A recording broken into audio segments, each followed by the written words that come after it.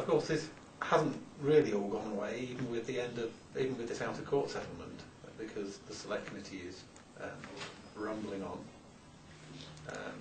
I don't know how long it will take. Oh, the select committee and this civil lawsuit are two different things. Of course, but the whole inquiry into what happened. Rumbles on. Now, you gave evidence to the select committee, was it last month? Yes. And had some fairly strong words to say about the witnesses that have gone before you. How do you think the select committee is going? Well, I mean, I would never be so presumptuous as to, forecast an outcome. Yeah. But I was very happy with the way I was treated, and I was very content with the questions that I was asked and the answers I gave. And I think that the remit of this select committee was very, very narrow indeed, and I think to properly understand the whole relationship between the MEA, myself as chief executive at the time, and the rest of the board, who are no longer there now, then I think there has to be an investigation into broader matters that I referred to, I characterised as corrupt practices. And I will be most happy to attend any further select committee that's called, and my testimony will be honest and it will be as robust as I normally am. I think members of the public are still wondering how we ended up in this situation and how seemingly the figures were so completely wrong. You budget for a major project, and it comes in way, way, way over the price that was originally. Well, the only thing that came in very, very close to the original indicative number was the power station itself. So the centre of all the fuss, if you will, was the item that came in pretty much as expected, and that was after taking into account of the failure of the main contractor, Enron. The items that came in beyond what was expected were more to do with the gas.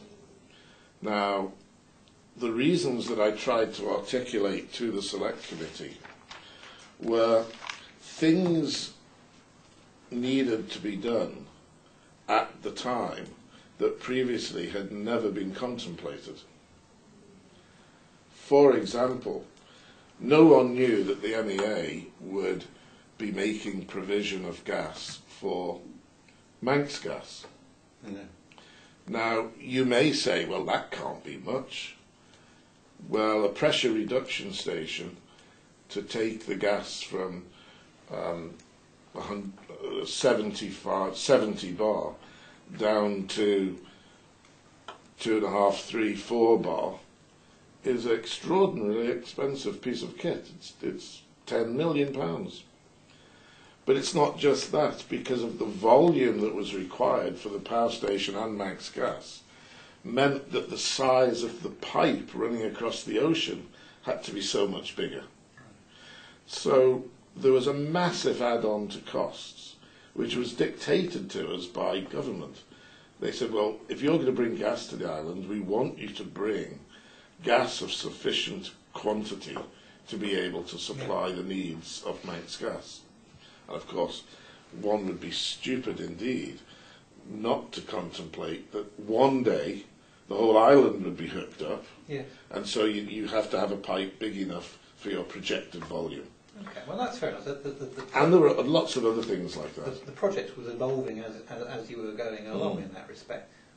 But why were the people who were actually paying the bill for this, the taxpayers, the Treasury, why didn't they know about the figures? Well, first of all, they weren't paying the bill. the MEA was. The Treasury lent 185 million to the MEA.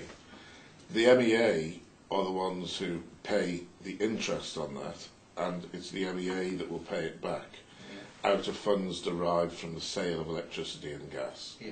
So it's not the taxpayer, it's the electricity consumer. Yes. Now, Well, actually, as it turns out, it has gone down to the taxpayer, hasn't it? Because we've had to shore up the shortfall.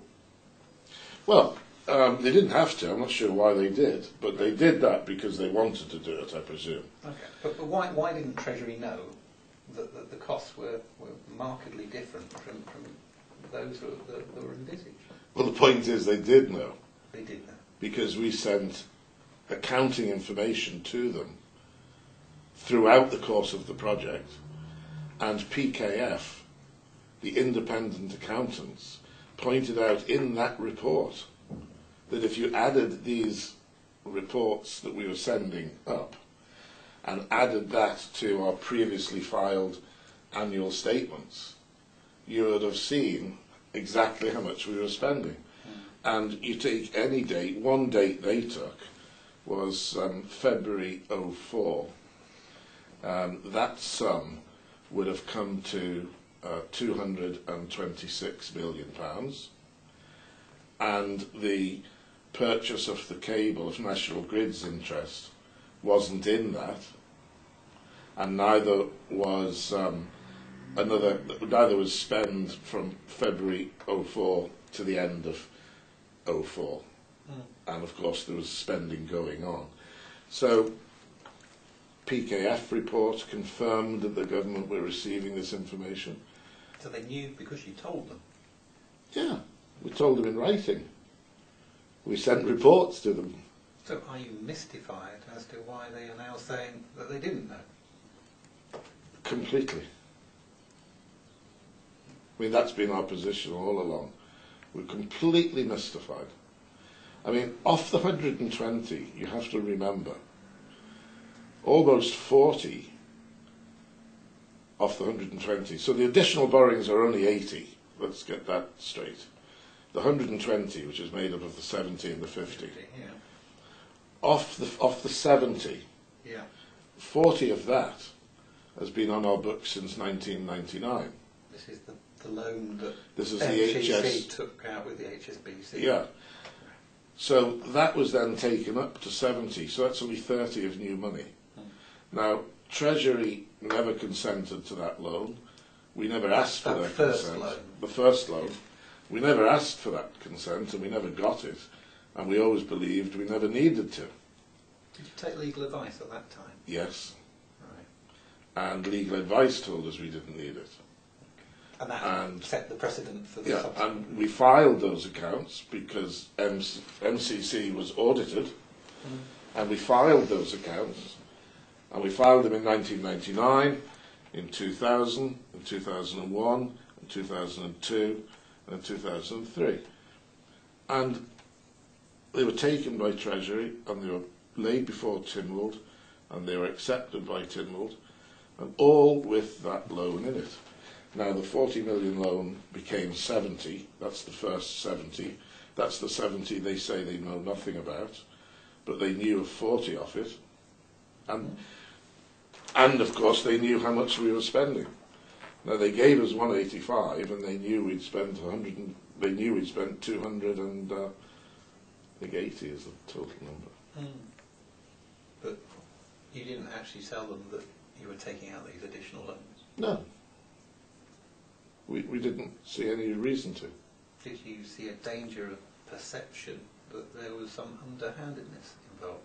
Oh, well, that's why we have audits. That's what the internal audit is about. That's what the external audit is about. There's nothing underhanded at all. Absolutely not. The only underhandedness is, I think, the way this whole matter has been treated by Treasury.